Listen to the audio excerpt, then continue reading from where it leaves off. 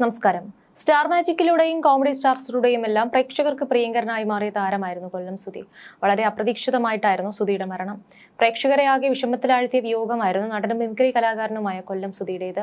ആ വേർപാട് ഒരു തീരാ നോവായി ഇന്നും അദ്ദേഹത്തിന്റെ കുടുംബത്തിലും സുഹൃത്തുക്കളിലും വിശേഷിക്കുകയാണ്. ജീവിതത്തിലെ പ്രതിസന്ധികൾ അതിജീവിച്ച് നല്ലൊരു ജീവിതം ജീവിച്ചു തുടങ്ങുമ്പോഴാണ് അപ്രതീക്ഷിതമായി മരണം കടന്നു വരുന്നതും സുധിയെ തട്ടിയെടുക്കുന്നതും. സുധിയുടെ മൂത്ത മകൻ കിച്ചു സുധിയുടെ അമ്മയ്ക്കൊപ്പം താമസിച്ചാണ് പഠിക്കുന്നത്.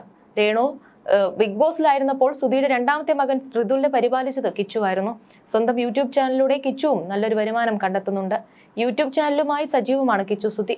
ജീവിത വിശേഷങ്ങളെല്ലാം സോഷ്യൽ മീഡിയയിലൂടെ പങ്കിടാറുണ്ട്. ഇപ്പോഴത്തെ തന്റെ ജീവിതകഥ പങ്കുവച്ചിരിക്കുകയാണ് കിച്ചു. കുട്ടിക്കാലം മുതലുള്ള അനുഭവങ്ങളാണ് തന്നെ ഇങ്ങനെയാക്കിയത്. അത്ര നല്ല അനുഭവങ്ങളിലൂടെയല്ല കടന്നു വന്നത്. മോശമാണ്, ചെയ്യാൻ പാടില്ലാത്തതാണെന്ന് അറിഞ്ഞിട്ടും ഇടയ്ക്ക് ലഹരി ഉപയോഗത്തിലേക്കൊക്കെ പോയിരുന്നു താനെന്ന് കിച്ചു പറയുന്നു. രേണുവിന്റെ വീട്ടിൽ താൻ ശരിക്കും ഒറ്റപ്പെടൽ അനുഭവിച്ചിരുന്നതായി കിച്ചു പറയുന്നു.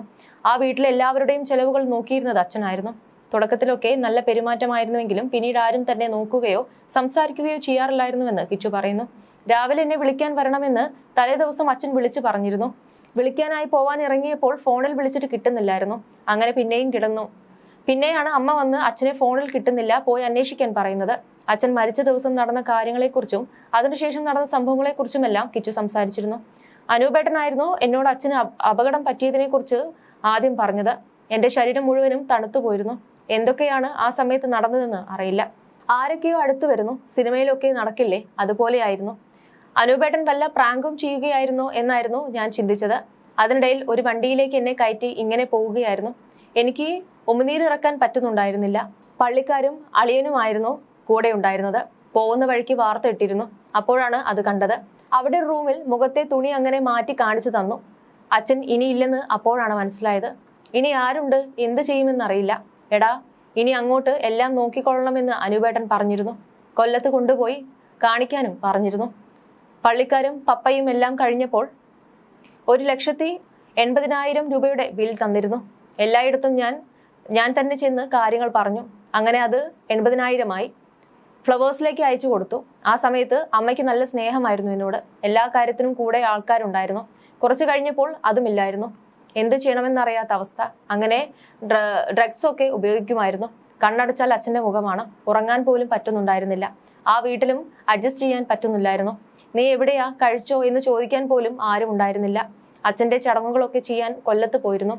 ഇനി ഇവിടെ നിന്ന് പഠിച്ചോട്ടെ എന്ന് ചോദിക്കാൻ പേടിയായിരുന്നു. ആരോടും മിണ്ടാൻ പോലും പേടിയായിരുന്നു.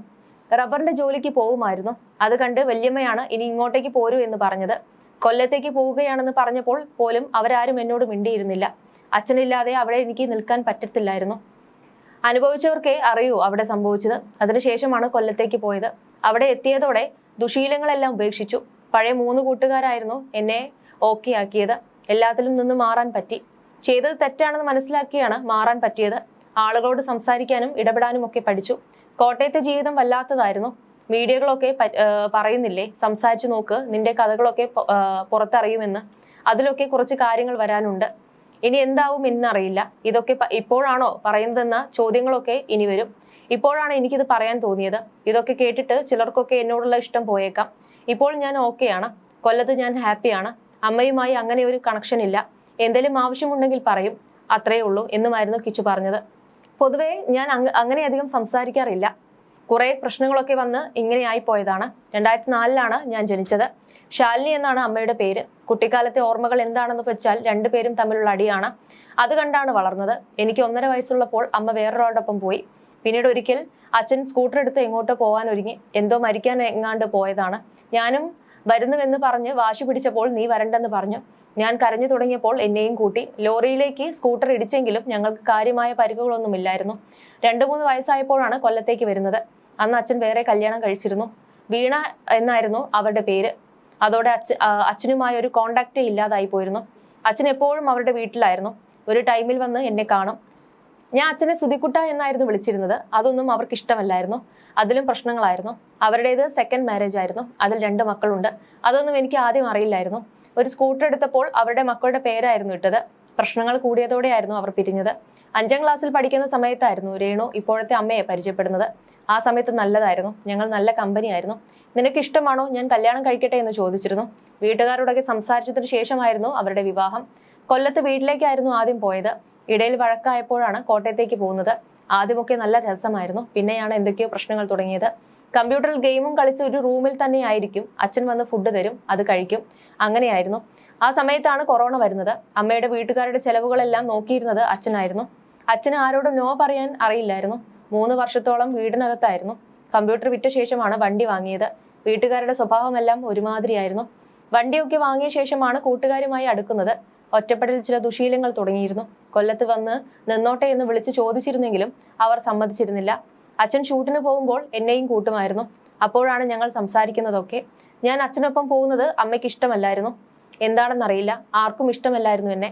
എന്തൊക്കെ ചെയ്താലും വിഷമം വന്നാലും എനിക്ക് അച്ഛനെ വിളിക്കാമായിരുന്നു. ആ ഒരു ധൈര്യം എനിക്കുണ്ടായിരുന്നു. ഇടയ്ക്ക് ഞങ്ങൾ വഴക്കൊക്കെ കൂടിയിരുന്നു. അത് കഴിഞ്ഞ് പിന്നെയും ഒന്നാവും. അങ്ങനെയായിരുന്നു. അച്ഛനായിരുന്നു എൻ്റെ ജീവിതത്തിൽ എല്ലാം എന്നും കിച്ചു പറയുന്നുണ്ട്.